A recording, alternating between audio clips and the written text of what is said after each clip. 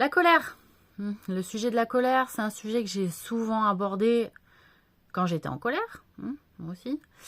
De fait, donc rappel religieux, je pense, voilà.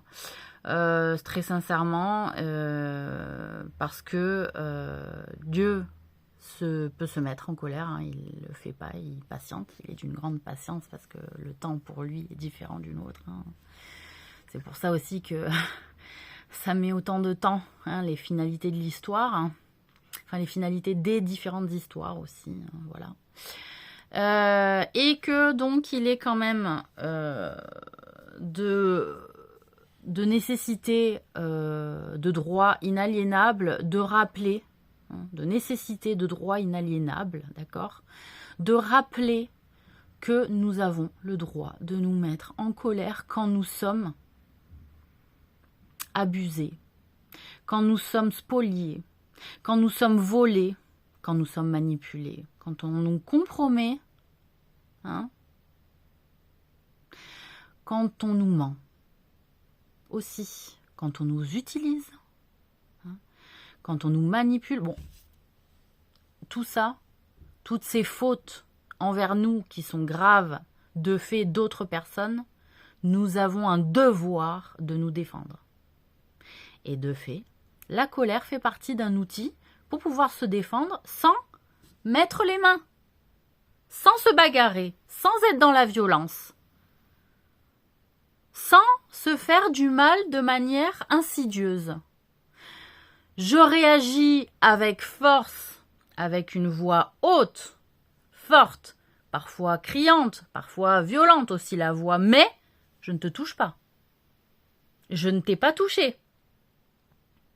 Tu as dépassé une limite avec moi que je voudrais te réimposer. Ma limite, je veux te réimposer cette limite que tu es en train de dépasser par la voix, par la parole, par des arguments pensés, raisonnés, mais dites de manière à ce que ça t'impacte l'esprit. D'accord ? Donc, si on enlève le pouvoir aux gens de pouvoir impacter les esprits sans les toucher physiquement, sans utiliser de modes vicieux comme le harcèlement, puisque parfois aussi je me demande, mais qu'est-ce qu'ont dû trouver les gens comme système pour pouvoir se défendre d'autres personnes ?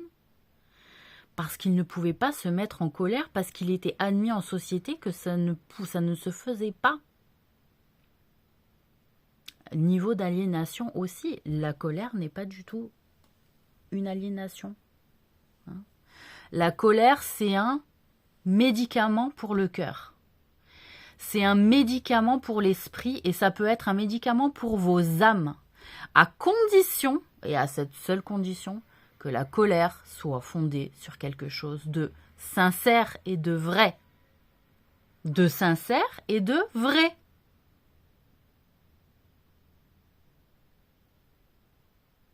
Si je fais semblant de me mettre en colère juste par instinct de domination sur l'autre, alors que je ne le suis pas vraiment, ou juste pour faire comme tout le monde, d'être en colère au bon moment pour la raison sociale collective, je suis hypocrite.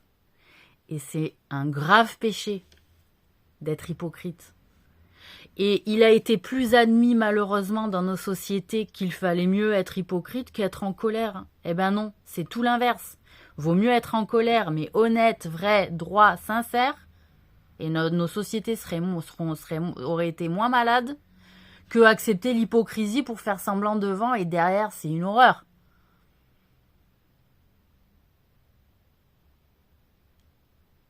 Donc tout ça, ça va pas. Après, on dit, il est mieux de pas se mettre en colère. C'est un effort d'humilité. C'est un effort aussi d'apprendre à écouter l'autre. Bien sûr qu'il faut dépasser le stade où on est une personne qui se met perpétuellement en colère, qui n'argumente et ne raisonne que par la colère. Là, il est dans le péché. Parce que ça veut dire qu'il n'écoute pas quand on lui parle, qu'il n'arrive pas à se remettre en question quand il y a quelque chose qui est dit. Ou alors, ce type de personne, il a tellement ingurgité de mal que c'est obligé de sortir de cette manière-là. Voyez? Donc, il y a différentes explications, il y a différentes hypothèses à explorer selon le profil que vous avez face à vous. Mais la réalité, c'est que oui, c'est un travail d'humilité. Oui, il faut prendre sur soi. Oui, il faut écouter les autres. Mais une fois ce travail fait, et qu'il y a de l'abus, qu'il y a de la compromission, qu'il y a du mensonge, qu'il y a de la manipulation, qu'il y a ce que j'ai cité, eh bien, s'il y a des limites qui sont dépassées de votre respect à vous, de votre dignité corporelle, psychologique, émotionnelle,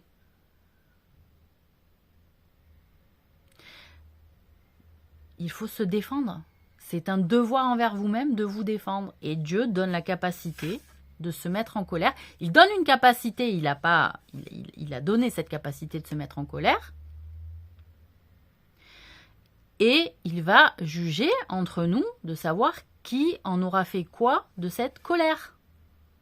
Parce que les colères étouffées, où on fait le mal par derrière, pire que si on s'était mis en colère par devant, il y en a eu beaucoup qui ont choisi ce chemin-là, malheureusement, et elles se sont rendues le cœur malade. Vous voyez? Pour ça, on dit le plus important, c'est le cœur. Si le cœur est malade, tout le reste, ça va être pourri. Et les personnes qui n'arrivent pas à se mettre en colère en face des gens, ça va pas.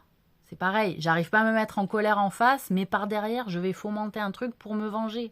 Ça ne va pas. Dans nos sociétés, ça nous rend malades.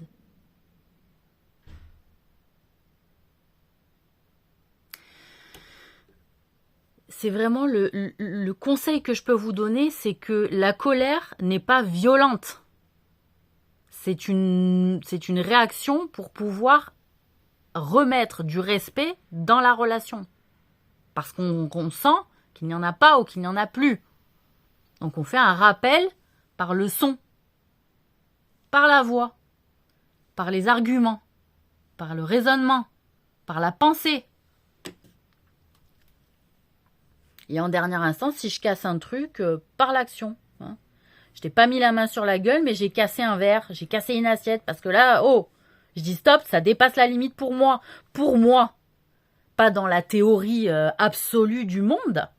Pour moi, pour la personne que j'ai en face de moi, pour moi-même, tu as dépassé une limite. Les gens aussi sont toujours en train d'argumenter par rapport aux autres, par rapport au monde. Mais regardez la personne que vous avez en face qui n'est pas en capacité de supporter ce que vous lui demandez. Hein, donc elle n'est pas en capacité de supporter ce que vous lui demandez. Donc il faut sortir de la relation parce que peut-être la personne, elle ne comprend pas, elle n'a peut-être pas la même vision que vous, elle n'a peut-être pas les mêmes valeurs que vous. Et elle n'a peut-être pas les mêmes objectifs que vous. On en revient au système des valeurs, surtout quand on est en couple ou dans des relations professionnelles.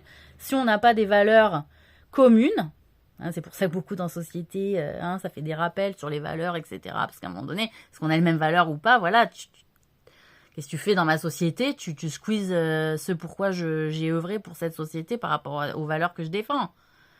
Donc, c'est tout ça qui est remis en question et qui fait qu'on peut se mettre en colère. Mais c'est un acte non violent, la colère. Donc, je défends le droit à la colère, c'est un droit inaliénable. Voilà. Par contre, il faut savoir l'être de temps en temps. Quand il y a un dépassement, s'il n'y a pas de dépassement, ça ne sert à rien de l'être. Voilà. Donc, voilà, sur la colère, c'est fait. Une bonne journée.